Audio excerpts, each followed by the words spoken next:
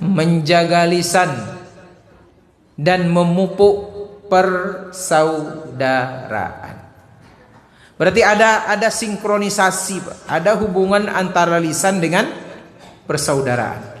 Karena banyak orang putus persaudaraannya gara-gara lisan. Mulutnya keleperan, suka mencaci, suka menghina, suka memfitnah, suka mengadu domba. Maka judul ini saya kira sangat penting dan bisa menjadi bahan renungan untuk kita semua dalam rangka pertama tentunya kita menjaga lisan kita. Yang kedua, melalui menjaga lisan tersebut kita ingin memupuk tali silaturahim dan persaudaraan di antara kita. Bapak Ibu kaum muslimin dan muslimat yang dirahmati Allah Subhanahu wa taala, lisan adalah salah satu bagian yang sangat penting dari seorang manusia.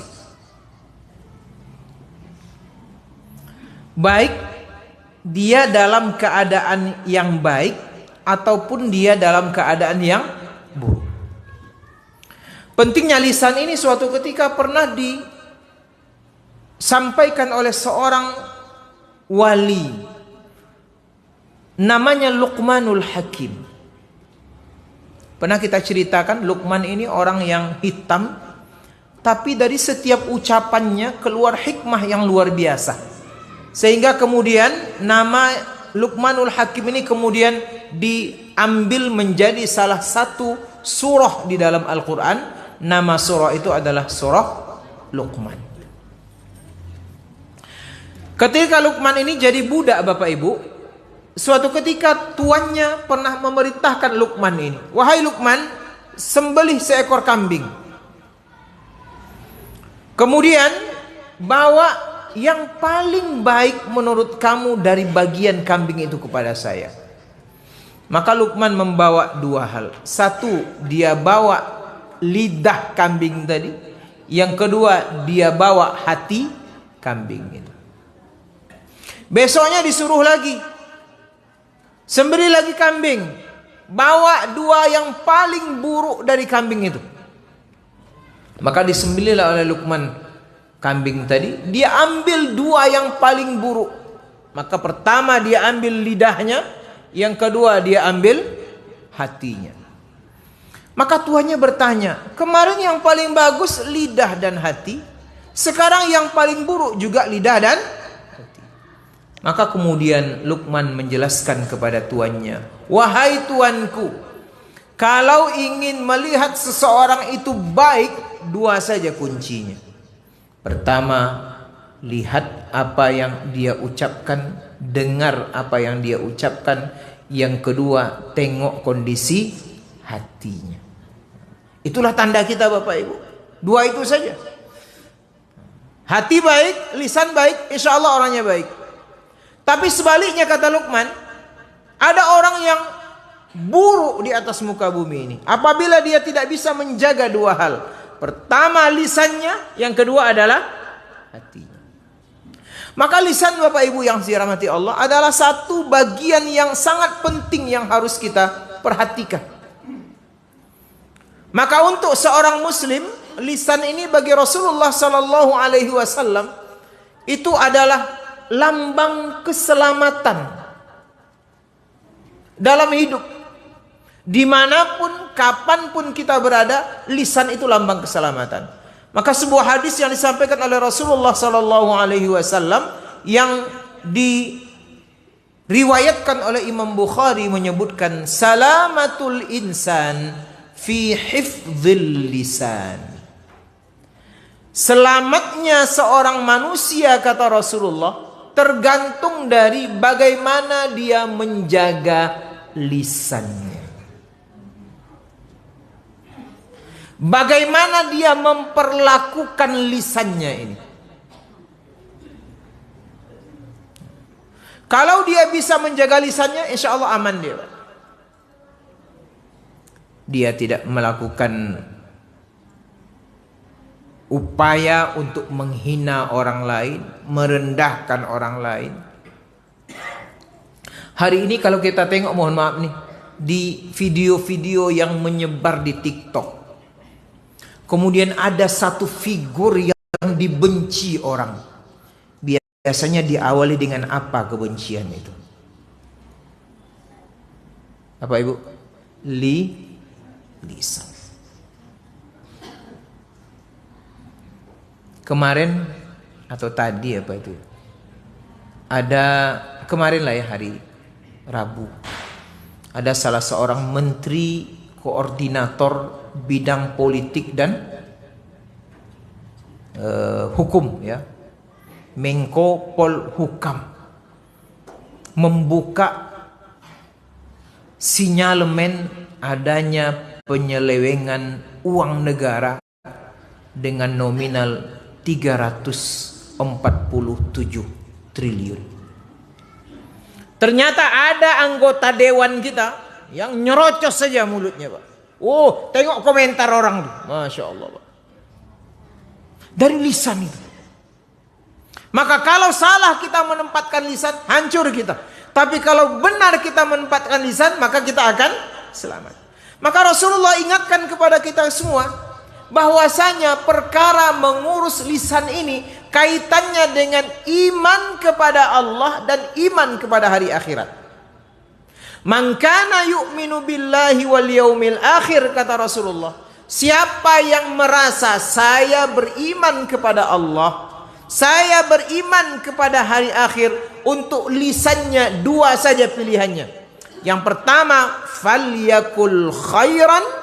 Yang kedua, auliyasmut. Tak ada yang ketiga, Pak. Dua saja orang beriman kepada Allah. Ini tandanya. Satu, falyakul khairan. Hendaklah dia mengucapkan perkataan-perkataan yang baik. Apa perkataan baik itu? Bisa dalam rangka berhubungan dengan Allah, bisa dalam rangka berhubungan dengan manusia. Kalau dia berhubungan dengan Allah, Bapak Ibu, perkataan yang baik itu adalah zikrullah. Itu yang pertama. Orang beriman hanya akan sibuk dengan subhanallah walhamdulillah wala ilaha illallah. Atau dia sibukkan lisannya dengan membaca Al-Quran. Atau dia sibukkan lisannya dengan membaca salawat Nabi. Itu pilihan kalau dalam langkah hablum minallah. Falyakul khairan. Kalau untuk dengan manusia, lisannya dia gunakan untuk memberikan nasihat.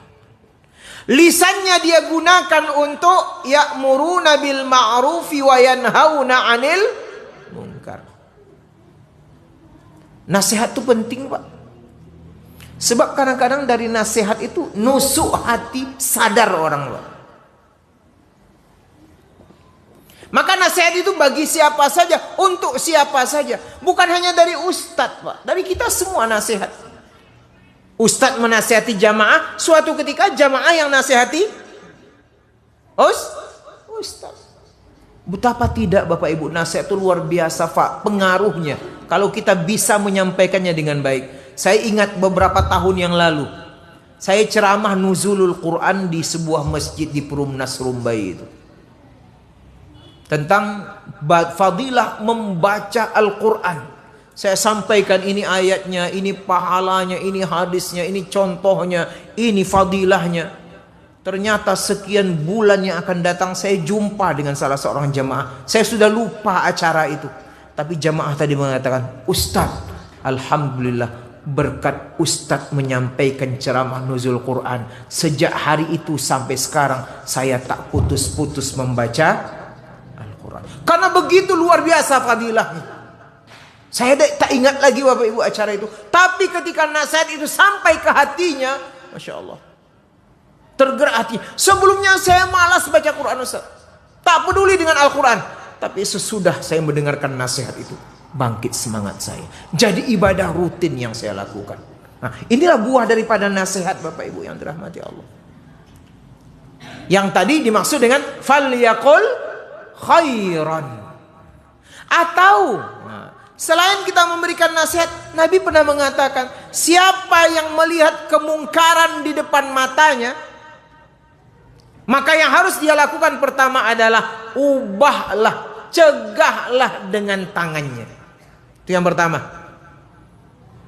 Kalau takut dia, resikonya tinggi, tak punya kekuatan dia, maka ambil langkah kedua, kata Rasulullah, hendaklah dia ubah dengan lisannya. Apa maksud dengan lisan ini? Sampaikan, Pak. Bapak salah itu. Melanggar itu. Jangan lakukan itu bertentangan dengan perintah Allah. Jangan lakukan itu bertentangan dengan aturan-aturan norma kemasyarakatan. Itu bagus, Pak. Dari lisan berangkatnya. Maka seorang muslim tidak boleh diam ketika melihat sebuah kemungkaran. Betul, Pak. Gunakan lisan kita. Tidak mampu juga dengan lisan, kata Rasulullah, maka pakai hati. Jangan setujui kemungkaran itu. Tapi risikonya, kata Rasulullah, wadzalika adhaful iman. Itulah iman yang paling lemah. Hatinya saya ngutuk deh. Lisannya tak berani, apalagi perbuatannya. Bapak Ibu yang dirahmati Allah Ta'ala. Nah, untuk antar manusia ini juga harus kita perhatikan. Jangan melakukan kebalikan dari apa yang dikatakan Allah tadi. Apa dia? Wailul likulli humazatil lumazah. Ini yang banyak ini. Celaka, kata Allah. Neraka, kata Allah, untuk orang yang wail likulli, setiap orang tanpa kecuali nih, Pak. Ada dua yang dia lakukan. Humazah, lumazah. Apa beda humazah dan lumazah itu? Dalam tafsir disebutkan humazah itu menghina di depan. Dia rendahkan, dia tunjuk-tunjuk, dia keluarkan kata-kata yang tak senonoh, kata-kata yang merendahkan. Humazah namanya. Lumazah itu dia hina di belakang, Pak. Dia ghibah, dia fitnah. Kedua-duanya tidak boleh. Dari mana berangkatnya humazah, lumazah itu? Berangkat dari lisan. Atau kata Rasulullah, la yadkhulul jannata nammamun. Tidak akan masuk surga orang yang menggunakan lisannya untuk mengadu domba orang lain. Maka berat lisan kita ya. Maka salah satu nanti siksa yang Allah berikan kepada manusia adalah orang dipotong lidahnya. Ada cerita Rasulullah itu di waktu beliau pergi Isra Mi'raj, ada orang yang lidahnya terjulur panjang, dipotong, keluar lagi, dipotong lagi, panjang lagi, dipotong lagi, berdarah-darah, Bapak Ibu. Rasul kaget, mengapa Jibril? Itulah orang yang dulu tak mampu menjaga lisannya. Maka falyakul khairan, atau pilihan kedua, auliyasmut. Apa arti dia semut itu? Ontok sajalah. Diam. Diam itu lebih bagus daripada melakukan perkataan-perkataan yang kotor. As-sumtu hikmatun. Riwayat menyebutkan diam itu banyak sekali hikmahnya. Wa qalilun fa'iluhu. Tapi sedikit orang yang mampu untuk diam. Bapak Ibu yang dirahmati Allah Ta'ala. Nah, sesudah kita tengok seperti apa lisan kita jaga, maka ternyata lisan itu punya kaitan erat dengan persaudaraan tadi, Pak. Dia punya kaitan dengan ukhuwah Islamiyah. Dia punya kaitan dengan hubungan bertetangga, hubungan antar rekan kerja. Karena ternyata banyak sekali rusak persaudaraan, hubungan antar tetangga, ukhuwah Islamiyah, gara-gara berangkat dari menyalahgunakan lisan. Posisi apa lisan bisa membuat rusak hubungan tadi? Satu, ghibah tadi. Membuka aib orang lain, menyebarluaskan aib orang lain, seolah-olah dia tak punya aib. Sehingga muncul pepatah, semut di seberang lautan nampak, gajah di pelupuk mata tidak tampak. Ternyata ghibah ini dosanya besar, Bapak Ibu. Besar Pak. Entah benar tak tidak nih, tapi jadi pelajaran nih. Ada orang mati suri. Tahu mati suri Bu ya? Ya. Ada timun suri. Ya kan? Ada permai suri. Kalau ini mati suri. Ada orang mati suri. Beberapa jam dia mati, tapi udah nampak dia dibawa kemana-mana. Tidak ada lagi nyawanya di badannya, tapi masih hangat lah ya. Belum mati benaran lagi, semi mati kata orang. Kemudian dia ternyata melihat amal ibadahnya banyak waktu hidupnya, tapi waktu mati suri itu diperlihatkan amalnya itu sedikit Pak. Berkurang dia. Dia tanya malaikat, ini ngapa? Mana amal saya? Sholat saya, puasa saya, infak saya, puasa sunnah saya, puasa wajib saya. Kok tidak ada? Kata malaikat, itu sudah berkurang karena setiap hari engkau ghibah. Saudaramu, rekan kerjamu, tetanggamu, keluargamu. Sehingga akhirnya sedikit demi sedikit habislah amal kebaikanmu itu. Kemana diberikan menurut agama? Diberikan kepada orang yang diribahi. Jadi kalau kita diribah orang, dengar kita, tidak usah marah-marah Pak. Kalau bisa malah bersyukur. Beli lotek 1 bungkus, kirim ke rumah dia. Tanda terima kasih. Tidak usah marah-marah. Pengurus digibah, tidak usah ngamuk-ngamuk. Oh, pencemaran nama baik, tidak usah dilapor-lapor polisi buat kerja aja. Biar aja lah. Beli anggur agak 1/2 kilo, sampaikan ke rumah dia. Nih hadiah, saya digibah. Alhamdulillah. Karena ternyata dalam agama kita, orang diribah itu, maka pahala orang yang menghibah itu diambil dan diberikan kepada orang yang diribahi. Tidak perlu marah-marah gitu. Itu ghibah. Di atas ghibah itu ada namanya fitnah.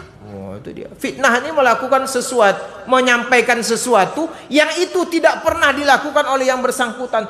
Ternyata kita tuduh bahwa ini bahaya sekali. Ini sangat bahaya.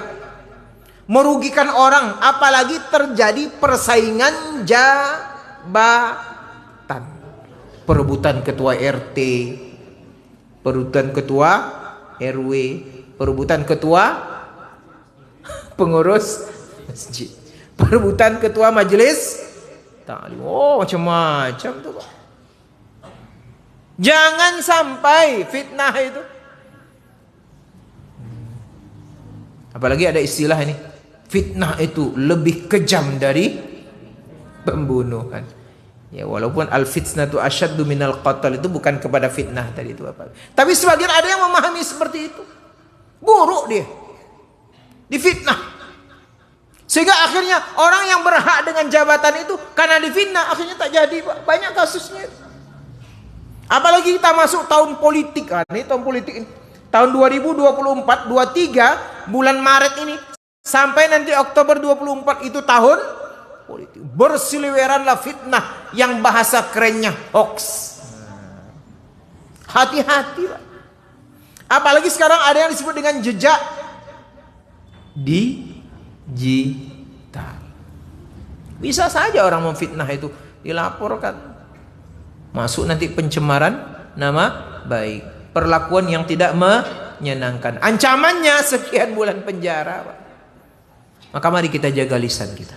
Jangan sampai lisan kita membuat berkurangnya pahala amal ibadah kita, dan jangan sampai lisan kita kemudian membuat renggangnya, bahkan mungkin hancurnya sebuah persaudaraan. Maka mari kita arahkan lisan kita ini untuk merebut amal ibadah Bapak Ibu di bulan Ramadan ini. Jadi lisan bisa menjadi sumber pahala, lisan juga bisa menjadi sumber dosa. Maka pilihan kita hanya satu, jadikan dia sumber pahala. Berikan nasihat sama orang. Yang suaranya bagus, azan, kumandangkan azan, lisannya jadi amal ibadah, ngajak orang. Yang pikirannya cerdas, lancar ngomong, jadikan dia mubalik, da'iyah untuk mengajak orang berbuat kebaikan. Arahkan dia ke baca Quran. A'udzubillahi minasyaitonir. Yang apa punya semangat kuat tadarus, pakai mic tapi jangan lama-lama. Baca Quran, zikir, apalagi salawat, istighfar, itu adalah amal-amal lisan. Insya Allah kalau lisan itu kita jaga dengan baik, maka itulah yang akan mengantar kita untuk masuk ke dalam surganya Allah Subhanahu wa ta'ala. Bapak Ibu yang saya hormati, yang dirahmati Allah Subhanahu wa ta'ala, inilah tausiah singkat yang bisa saya sampaikan dalam rangka menjaga lisan kita ini, kemudian melalui lisan yang bisa kita arahkan untuk kebaikan.